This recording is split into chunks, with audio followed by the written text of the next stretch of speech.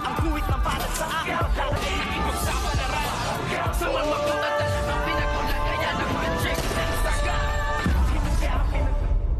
Good morning and welcome sa aking munting channel. Ang buong akala nga ng grupo nitong Red Phoenix, lalong-lalo na nga si Angkong kasama ng kanyang mga tauhan, ay napatay na nga nila ng tuluyan ito ngang si Ramon Montenegro. Ngunit wala silang kaalam-alam na ito ngayon ay buhay na buhay at alam na ngayon nito ngang si Ramon Montenegro kung sino ang kanyang kaaway, at ngayon ay muling babangon at maghihiganti ang isang Ramon Montenegro. Kaya Angkong, kasama ng iyong mga grupo ay mag-iingat kayo dahil ang isang Ramon Montenegro ay babalikan kayo at muli kayong uusigin sa lahat ng mga kinuha nyo. Wala din kayong mga kwenta, isa rin kayo sa mga magnanakaw. Kaya ngayon, nararapat lang sa inyo na matikman nyo ang isang lupit at higanti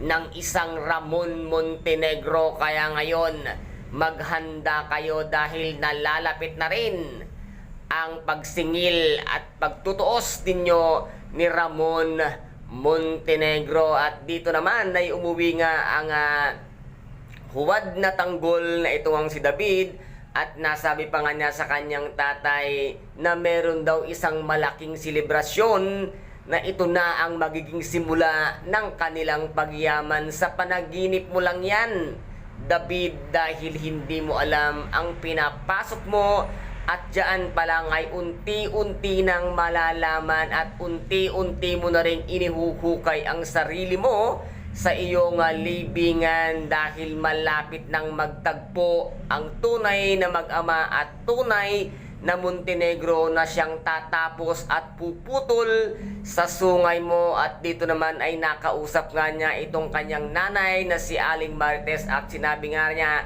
na demonyo nga raw ito ngang si Tanggol at nagkamali siya ng pagpapalakip. Hindi mo ba naisip ngayon, David, kung sino sa inyo ang mas siraulo at mas demonyo ni Tanggol? At least si Tanggol tumutulong, ikaw puro kayabangan at kagaspangan ng pag-uugali ang iyong ipinakikita. Kaya guys, ito po ang ating pakaaabangan dito nga sa tinaguriang pambansang teleserye FPJ, ang Batang Quiapo. At kung nagustuhan po ninyo ang aking videos for today, paki-subscribe na lamang po ng aking channel, paki-like and share para maging update kayo sa lahat ng gagawin kong videos. Maraming salamat po. Ingat, God bless, and bye-bye!